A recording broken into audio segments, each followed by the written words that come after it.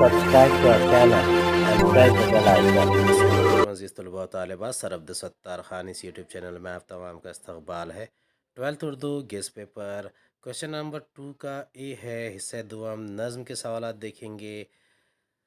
سوالات کے جوابات اور سرگرمیاں ہے، پارٹ 1 ہے۔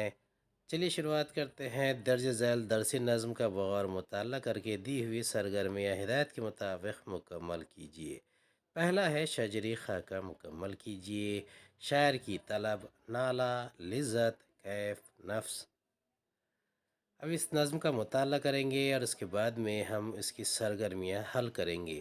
تو وہ ہے جو ہر ایک کی بگڑی سوار دے، تو وہ ہے جو ہر ایک کی بگڑی سوار دے، میری مراد بھی میرے پروردگار دے۔ کونین میں ذلیل نہ کر سب کے روبرو، کونین میں ذلیل نہ کر سب کے روبرو، ایمان و عیش و دولت و عز و وقار دے۔ تیرا یہ حکم مانگ ہر ایک چیز مجھ سے مانگ، تیرا یہ حکم مانگ ہر ایک چیز مجھ سے مانگ، میری دعا کہ دے میرے پروردگار دے۔ دل کو میرے ہر ایک طرح مطمئن بنا، دل کو میرے ہر ایک طرح مطمئن بنا، غم دے تو غم کے ساتھ کوئی غم گسار دے۔ آنکھوں کو ایسی لذت دیدار ہو نصیب، ہر دم جو مجھ کو کیف معیش خوشگوار دے۔ محفوظ رکھ فریب سفید و سیاہ سے، محفوظ رکھ فریب سفید و سیاہ سے، گردش نہ مجھ کو گردش لیل و نہار دے۔ دنیا میں کچھ بھی قدر محبت نہیں رہی، دنیا میں کچھ بھی قدر محبت نہیں رہی، نالا جگر گداز و نفس شعلہ بار دے۔ داتا کی شان یہ ہے کہ جاری ہو اس کی دین، داتا کی شان یہ ہے کہ جاری ہو اس کی دین، سائل کا شیوا یہ ہے کہ دامن پسار دے۔ مطلب سمجھ میں آئے بقائے دوام کا، مطلب سمجھ میں آئے بقائے دوام کا، ایسا سبق یہ زندگی مستعار دے۔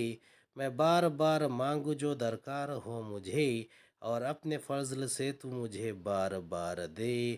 حسن طلب میں مجتہد اثر ہے صفی، وہ تجھ سے ایک مانگے تو اس کو ہزار دے۔ دوسرا سوال ہے، نظم کی روشنی میں خدا کی صفات کو اپنے الفاظ میں بیان کیجیے۔ تیسرا تشریح کیجیے۔ میں بار بار مانگوں جو درکار ہو مجھے، اور اپنے فضل سے تو مجھے بار بار دے۔ حسن طلب میں مجتہد اثر ہے صفی، وہ تجھ سے ایک مانگے تو اس کو ہزار دے۔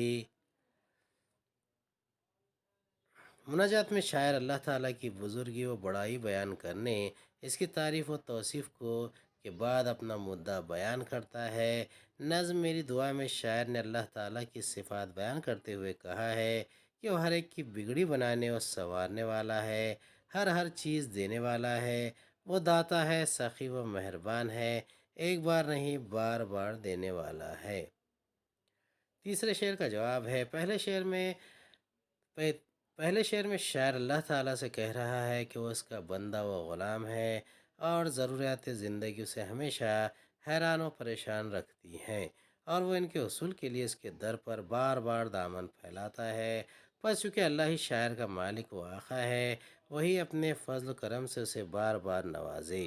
دوسرا شعر کسی چیز کے مانگنے یا کسی مطالبے کو منوانے میں ہمیشہ ایک سا طریقہ اختیار نہیں کیا جاتا۔ معاملات و حالات کی نوعیت و کیفیت کے لحاظ سے اس کی تبدیلی پیدا کرنا ناگزیر ہوتا ہے۔ روزمرہ کی زندگی میں، سماجی و سیاسی معاملات میں ہم اس کا مشاہدہ کرتے ہیں۔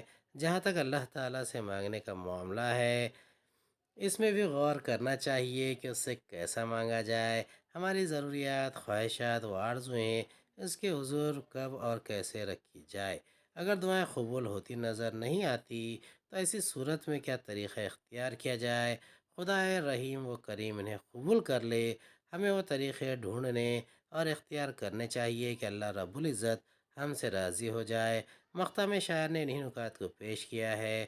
وہ اچھے ڈھنگ سے مانگنے میں بڑا ماہر ہے، اس میں وہ نیا اور عمدہ راستہ نکالتا رہتا ہے، اس لیے اللہ تو اسے خوب سے خوب تر نواز اگر وہ تجھ سے ایک مانگتا ہے تو اسے ہزار دے۔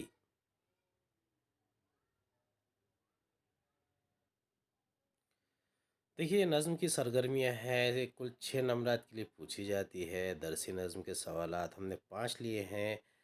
अब पहली सरगर्मी का जवाब है शायर की तलब, नाला, जिगर गुदास, लिज़्ज़त, दीदार, कैफ़, मैं खुशगवार, नफ्स शोलाबार। चलिए शुरुआत करते हैं, दूसरी सरगर्मी का मुताला करते हैं। दर्ज झैल दरसी नज़्म का बगौर मुताला करके दी हुई सरगर्मियाँ हिदायत के मुताबिक मुकम्मल कीजिए। पहला है मुतल्लिक़ा बयानात से खाका मुकम्मल कीजिए। अज़मत मुस्तफ़ा सल्लल्लाहु अलैहि वसल्लम के आगे नफ़रत का जहन्नम सर्द हुआ और राह में कांटे बिछाने वाले जब आप सल्लल्लाहु अलैहि वसल्लम चले तो। अब इस नज़्म को पढ़ेंगे। सर्द हुआ नफ़रत का जहन्नम, खुले प्यार के फूल, वो आए तो वहशी लम्हे सब ठहरे माजूल, खैर सिफ़ात रसूल, खैर सिफ़ात रसूल। वो जो चले तो अर्श से पहुँचा उनको हरफ सलाम, वो जो चले तो अर्श से पहुँचा उनको हरफ सलाम।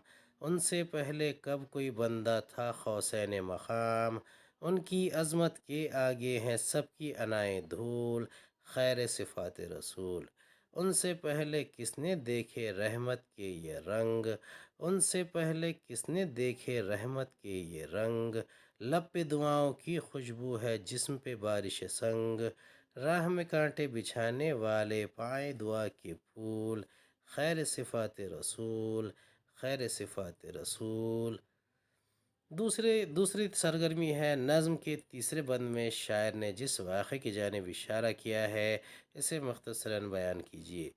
तीसरा है तशरीह कीजिए। सर्द हुआ नफ़रत का जहन्नम, खिले प्यार के फूल, वो आए तो वहशी लम्हे ठप सब ठहरे माजूल, खैर सिफ़ात रसूल, खैर सिफ़ात रसूल। जवाबात है, पहली सरगर्मी के जवाबात है अज़मत मुस्तफ़ा के आगे सबकी अनाए धूल हुई, नफ़रत का जहन्नम सर्द हुआ और प्यार के फूल खिले, राह में कांटे बिछाने वाले दुआ के फूल पाए, जब आप सल्लल्लाहु अलैहि वसल्लम चले तो इनको अर्श से हरफ सलाम पहुँचा। दूसरी सरगर्मी का जवाब है अल्लाह ताला ने रसूल अकरम सल्लल्लाहु अलैहि वसल्लम को सारे जहानों के लिए रहमत बनाकर भेजा है। आप सल्लल्लाहु अलैहि वसल्लम की इसी सिफत को शायर ने इस बंद में वाज़ेह किया है। कुफ़ार और मुशरिकीन ने आप सल्लल्लाहु अलैहि वसल्लम पर पत्थर बरसाए, राह में कांटे बिछाए और बदले में दुआएं और नेक तमन्नाएं पाई। अहद रसालत के मक्की दौर में आप सल्लल्लाहु अलैहि वसल्लम और आप सल्लल्लाहु अलैहि वसल्लम के असहाब रज़ी अल्लाह ताला अजमईन पर जुल्म व सितम के पहाड़ टूटे, लेकिन ये पाक रूहें अपने दावत इलल्लाह के मकसद से ज़रा भी नहीं हटे। शायर ने ताइफ के वाक़े की तरफ इशारा किया है जहाँ आप सल्लल्लाहु अलैहि वसल्लम अपने अज़ीज़ ग़ुलाम ज़ैद बिन हारिसा रज़ी अल्लाह ताला के साथ दावत व तबलीग की गर्ज से तशरीफ़ ले गए, वहाँ के सरदारों से मुलाकात की, इस्लाम का पैगाम पहुँचाया, लेकिन इन लोगों ने आप सल्लल्लाहु अलैहि वसल्लम की बातों को न सिर्फ मानने से इनकार कर दिया बल्कि ओबाश और मवाली नौजवानों को आप सल्लल्लाहु अलैहि वसल्लम के पीछे लगा दिया कि वो आप सल्लल्लाहु अलैहि वसल्लम को ज़हनी और जिस्मानी तकलीफ़ पहुँचाए। उन बदबख्तों ने रसूल रहमत सल्लल्लाहु अलैहि वसल्लम को गालियाँ दी, आपका मजाक उड़ाया, आप सल्लल्लाहु अलैहि वसल्लम पर पत्थर बरसाए, यहाँ तक कि जिसम अतहर इतना लहू लहान हुआ कि जूते में खून भर गया। ज़ख्म की तकलीफ़ और कमज़ोरी की बिना पर गश खाकर गिरने की नौबत आ गई और आखिर में एक यहूदी के बाग में दीवार से टेक लगाकर कुछ राहत हासिल की। हज़रत ज़ैद रज़ी अल्लाह ताला ने आप सल्लल्लाहु अलैहि वसल्लम से उन शरारती लोगों के हक़ में बद्दुआ की दरख्वास्त की, लेकिन आप सल्लल्लाहु अलैहि वसल्लम ने इन्हें माफ़ कर दिया और इनके हक़ में दुआएं की और इनके लिए और इनकी नस्लों के लिए खैर ख्वाही का इजहार किया। तीसरी सरगर्मी का जवाब है हज़रत मोहम्मद सल्लल्लाहु अलैहि वसल्लम की बासत के वक्त माहौल इंतहाई तेरा व तारीक, गर्दोपेश बहुत ही बिगड़ा हुआ और सोसाइटी परले दर्जे की ख़राब थी। सदियों की बुराइयां जड़ पकड़ चुकी थी, लोग गुनाह के आदी बन चुके थे। जुल्म जबर और बदलो इंतकाम को समाज में बुरी नज़र से नहीं देखा जाता था, बल्कि इसके लिए हम वक्त आमादगी नज़र आती थी। मुख्तसर ये कि हर तरफ अंधेरा ही अंधेरा था। इन हालात में इस्लाह व दुरुस्ती के काम का आगाज़ करना किसी कम सलाहियत और कम रुतबे के इंसान के बस का काम नहीं था। یہ کام تو صرف نبی کریم صلی اللہ علیہ وسلم ہی فرما سکتے تھے، اور تاریخ گواہ ہے کہ ان تمام برائیوں کا خاتمہ آپ صلی اللہ علیہ وسلم کی کوششوں سے ممکن ہو سکا۔ آپ صلی اللہ علیہ وسلم کی بعثت سے زمانہ جاہلیت کی ساری برائیاں و خرابیاں ختم ہونا شروع ہو گئی۔ سماج نفرت کا جہنم بنا ہوا تھا، نفرت و عداوت سے پاک ہونا شروع ہو گیا، اور اس کی جگہ محبت، ہمدردی اور اخوت کے جذبات حاوی ہو گئے، اور یہ سب کچھ رسول اکرم صلی اللہ علیہ وسلم کی نیک صفات کی بدولت ممکن ہو سکا۔ اگلی سرگرمی ہے درج ذیل درسی نظم کا بغور مطالعہ کر کے دی ہوئی سرگرمیاں ہدایت کے مطابق مکمل کیجیے۔ درج ذیل شجری خاکہ مکمل کیجیے۔ شہر، نام، سمت، صفت، لوگ۔ اب اس کی نظم کو پڑھیں گے، اس کے بعد اس کی سرگرمیاں کریں گے۔ قطع یک شہر مشرق کے قدم تھا کہ اس کا نانو سو کنچن پٹن تھا۔ کنچن کی تھی محل، کنچن کی دیوار، کنچن پر پھر کنچن لیپے تھے ہر ٹھار۔ کنچن کی تھی زمیں، کنچن کے جھاڑاں، گھرا کنچن کے کواڑاں۔ گگن کے تل کی ایسا شہر نادر، نہیں دیکھے تھے اکھیا کے مسافر۔ عجب تاثر تھا وہاں کی ہوا کا، سدا ہنگام تھا نشو و نما کا۔ سکی لکڑی اگر کوئی لاکھوں گاڑے، دو لکڑی سبز ہو شاخہ کو کاڑے۔ بکھیرے تو زمیں پر وہاں کی کانٹے، تھے پھٹتے پل میں پھولا کے ہوں پھاٹے۔ سدا خوشحال تھے سب لوگ وہاں کے، تھے خاطر جمع وہاں کے ساکنہ کے۔ جیتا لیوے بھی عشرت کم نہ تھا وہاں، اتھا سب کچھ والے یک غم نہ تھا وہاں۔ دوسری سرگرمی ہے شہر کی آب و ہوا کی تاثیر کو اپنے الفاظ میں تحریر کیجیے۔ تیسرا تشریح کیجیے۔ قطع یک شہر مشرق کے قدم تھا کہ اس کا نانو سو کنچن پٹن تھا۔ کنچن کے تھے محل، کنچن کی دیوار، کنچن پر پھر کنچن لیپے تھے ہر ٹھار۔ جوابات ہے سرگرمی الف پہلی ہے شہر، نام کنچن پٹن، سمت مشرق، صفت نادر، لوگ خوشحال۔ دوسری سرگرمی ہے کنچن پٹن کی آب و ہوا میں عجیب تاثیر تھی کہ وہاں نشو نما کا عمل ہر گھڑی اتنی تیزی سے جاری رہتا تھا کہ اگر کوئی ایک سوکھی لکڑی کو وہاں کی زمین میں گاڑتا اور پھر نکالتا تو وہ سبز شاخ بن چکی ہوئی ہوتی۔ اسی طرح اگر کوئی وہاں کی زمین پر کانٹے بکھیر دیتا تو جلد ہی ان میں سے پھولوں کی شاخیں نکل آتی تھی۔ تیسری سرگرمی ہے اپنی مثنوی میں ابن نشاطی نے سونے کے شہر کنچن پٹن کی تعریف میں بڑے مبالغے سے کام لیا ہے۔ اس شہر کے بارے میں کہتا ہے کہ یہ سونے کا شہر برائے نام نہیں بلکہ واقعی اس میں بامسمہ ہے۔ اس کے محلات و مکان اور زمین و درخت اور دیگر تمام چیزیں سونے کی تھی۔ محل و مکان کی دیواریں اندر و باہر ہر اعتبار سے سونے کی تھی۔ ان کے دروازے کواڑ بھی سونے کے تھے، غرض کے ہر چیز سونے کی تھی۔ یہ خوبیاں بیان کرنے کے بعد وہ کہتا ہے کہ آسمان کے نیچے ایسا نادر و نایاب شہر کسی آنکھ والے نے نہیں دیکھا۔ اگلی نظم ہے درج ذیل درسی نظم کا بغور مطالعہ کر کے دی ہوئی سرگرمیاں ہدایت کے مطابق مکمل کیجیے۔ غیر متعلق الفاظ کی نشاندہی کیجیے۔ پہلا ہے سروش، دوسرا صفات، تیسرا نواب، چوتھا بندگی۔ اب اس نظم کو پڑھیں گے پھر سرگرمیاں حل کریں گے۔ رات کو مطلق نہ تھی یا جی کو تاب، آشنا ہوتا نہ تھا آنکھوں سے خواب۔ لوٹتا تھا سوز غم سے آگ میں، دل جگر سکتے تھے دونوں جو کباب۔ ناگہاں مجھ سے لگا کہنے سروش، رہ گزر سے لطف کی کر کر خطاب۔ ہے کریم اب بھی وزیر ابن وزیر، آصف الدولہ فلک و قدر و جناب۔ آسماں رتبہ ہے جس کا آستاں، ناز کر تالے پہ جو ہو باریاب۔ اس کی ہمت سے سخن کیا سر کروں، بات کہتے دے در و یاقوت ناب۔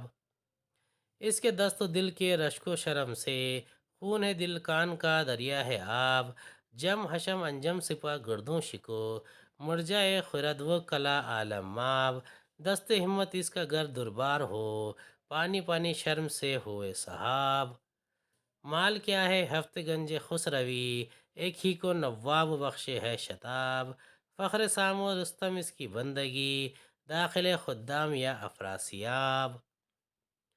دوسری سرگرمی ہے نواب آصف الدولہ کی اس سخاوت کا حال اپنے الفاظ میں لکھیے۔ تیسرا تشریح کیجیے۔ رات کو مطلق نہ تھی یا جی کو تاب، آشنا ہوتا نہ تھا آنکھوں سے خواب، لوٹتا تھا سوز غم سے آگ میں، دل جگر سکتے تھے دونوں جو کباب۔ پہلی سرگرمی کے جواب ہے سروش جناب، صفات رشک و شرم، نواب حشم بندگی جم۔ دوسری سرگرمی کا جواب ہے فرشتہ نواب صاحب کی مدح کا سلسلہ جاری رکھتے ہوئے کہتا ہے کہ دریا دلی کے معاملے میں نواب صاحب کے عزم و ہمت بیان کرنے کے لیے اس کے پاس الفاظ نہیں ہے، یعنی ان کی نوازش و اکرام کا یہ حال ہے کہ ان کے سامنے سائل کی بات پوری بھی نہیں پاتی تھی اور اس کا دامن لال و گہر در و یاقوب سے بھر جاتا تھا، یعنی اس کی مراد براتی تھی۔ نواب صاحب کی فراغ دلی اور کشادہ دستی کے سامنے بڑے بڑے فیاض اور سخی حاتم غیرت و شرمندگی کے احساس میں مبتلا ہو جائیں گے۔ وہ اتنے لال و گہر لٹاتا ہے کہ شاکان اور دریا شرمندہ ہو جائیں۔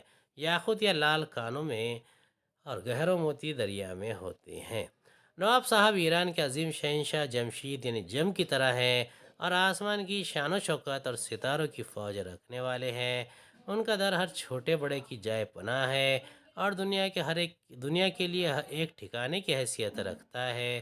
نواب صاحب کے ہاتھ اگر موتی برسانے کا ارادہ کر لے تو ابر و بادل شمار شرم کے پانی پانی ہو جائے، یعنی وہ بھی اتنا نہیں دے سکتے جتنا نواب صاحب لٹا دیتے ہیں۔ ان کے پاس مال و دولت کے اتنے سارے خزانے ہیں کہ کسی ایک مانگنے والے کو ان میں سے 7 شاہی خزانے تو فوراً دے دیتے ہیں۔ تیسرے کا جواب ہے رات شاعر کی طبیعت کو بالکل چین نہ تھا، قرار نہ تھا اور آنکھ کسی صورت لگ نہیں رہی تھی، یعنی نیند غائب تھی اور وہ سوز غم سے آگ میں لوٹ رہا تھا۔ اسی آگ میں دل و جگر کباب کی مانند سنک رہے تھے، یعنی شاعر عشق کی آگ میں جل رہا تھا، تپ رہا تھا، اسی سوزش کی بنا پر بے چین تھا۔ دوسرے شعر میں شاعر نے بیک وقت کئی صنعتیں استعمال کی ہیں، تشبیہ، مبالغہ و مرات النظیر۔ پہلے کا جواب ہے آگ میں دل و جگر کا سکنا کباب کے سکنے کی مانند ہے۔ دوسرا، غم کے آگ میں دل و جگر کی جلن عام چیزوں کے جلنے کی طرح نہیں ہوتی، یہاں تک وہ جل کر بھسم بھی نہیں ہوتے، لیکن شاعر نے یہاں جلنے کی انتہا کباب کے سکنے سے ظاہر کی ہے، لہٰذا یہاں صنعت مبالغہ ہے۔ تیسرا ہے شعر میں شاعر نے سوز یعنی جلن کی رعایت سے آگ، سنکنا اور کباب جیسے الفاظ لائے ہیں، اس لیے اس میں مرات النظیر کی صنعت ہے۔ اگلی سرگرمی ہے درج ذیل درسی نظم کا بغور مطالعہ کر کے دی ہوئی سرگرمیاں ہدایت کے مطابق مکمل کیجیے۔ پہلا ہے تشبیہ الفاظ کی مدد سے شب کی خاکہ مکمل کیجیے۔ شمشیر، رنگ، مانند، شاخ، ہاتھ۔ اب اس سے نظم کو پڑھیں گے اور اس کے بعد میں اس کی سرگرمیاں حل کریں گے۔ اس صف کے سرے پر جو چلی تیغ دو پیکر، دم تیغ دو دم نے لیا اس صف کے سرے پر، پھر دوسری صف پر جو چلی وہاں سے پلٹ کر، باقی کسی دشمن کے بدن پر نہ رہا سر، گے تاری میں اعلیٰ پہ گئے فریق لائیں پر، گے فرق زمیں گا بسر گاوے زمیں پر۔ شمشیر جو تھی رنگ میں الماس کی تمثال، مرجان کی تھی شاخ کی بس خوں سے ہوئی لال، تیروں کے لعینوں کے تواتر پہ چلے بھال، مانند ذرہ تھی سپرے ہاتھوں میں غربال، تھی چشم ذرا پوش شجاعت کی جو یلمیں، ایک دم میں گرفتار ہوئے دام اجل میں۔ وہ تیغ بلندی سے جو آتی سوئے پستی، پستی میں جلا دیتی تھی جو خرمن ہستی، ہستی کی نہ باقی رہی نہ مرد کو مستی، مستی انہی پر خواب اجل کی ہوئی پستی، جس طرح سے گرتی تھی وہ انبوہ کے اوپر، بجلی بھی تڑپ کر نہ گرے کوہ کے اوپر۔ دوسری سرگرمی ہے دوسری صف میں تلوار کے چلنے کا اثر بیان کیجیے۔ تیسرا ہے تشریح کیجیے۔ وہ تیغ بلندی سے جو آتی سوئے پستی، پستی میں جلا دیتی تھی وہ خرمن ہستی، ہستی کی نہ باقی رہی نہ مرد کو مستی، مستی انہی پر خواب اجل کی ہوئی پستی، جس طرح سے گرتی تھی وہ انبوہ کے اوپر، بجلی بھی تڑپ کر نہ گرے کوہ کے اوپر۔ جوابات ہے پہلے کے جواب ہے شمشیر، رنگ الماس، مانند ذرہ، شاخ مرجان، ہاتھ غربال۔ دوسری سرگرمی کا جواب ہے پہلی صف میں تباہی مچانے کے بعد تلوار جب دوسری صف میں پہنچی تو وہاں بھی اس کی کارکردگی بدستور جاری رہی۔ اس کے زد میں آنے والا یا اس کا سامنا کرنے والا کوئی بھی دشمن اپنے آپ کو بچا نہیں پاتا تھا۔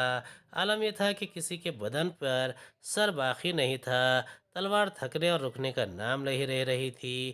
کبھی فضاؤں میں لہراتی تو کبھی کسی دشمن کے سر پر حملہ آور ہوتی نظر آتی۔ تیسری سرگرمی کا جواب ہے حضرت علی اکبر رضی اللہ عنہ کی تیغ دو پہ کر۔ وہ تیغ دو دم جب بلندی سے نیچے کی طرف آتی تو پستی میں موجود دشمنوں کے وجود کو ختم کر کے رکھ دیتی۔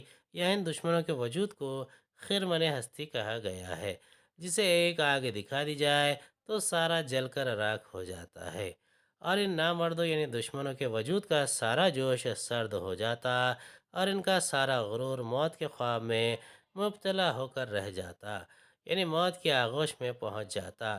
وہ تلوار اس تیزی سے تباہ کن انداز میں دشمنوں کی بھیڑ پر گرتی کہ ایک بھی اپنی جان کو بچا نہیں پاتا۔ اس بھیڑ کی حالت اس پہاڑ سے بھی زیادہ خراب ہو گئی جس پر بجلی گری تھی۔ یہ کوہ طور کی جانب اشارہ ہے جس پر اللہ تعالیٰ نے حضرت موسیٰ علیہ السلام کو اپنی تجلی دکھائی تھی، جس کے اثر سے حضرت موسیٰ علیہ السلام بے ہوش ہو گئے تھے اور کوہ طور جل کر سرمے کی مانند سیاہ ہو گیا تھا۔ کوہ طور پر وہ پہاڑ جس پر اللہ تعالیٰ نے حضرت موسیٰ علیہ السلام سے کرام فرمایا تھا، اسی لیے انہیں موسیٰ کلیم اللہ کہا جاتا ہے۔ اس بنا پر اس شعر میں تلمیحی صنعت استعمال کی گئی ہے۔ امید ہے آپ کو ہمارا ویڈیو پسند آیا ہوگا۔ اگلے ویڈیو میں دوبارہ ملاقات ہوگی۔ خدا حافظ۔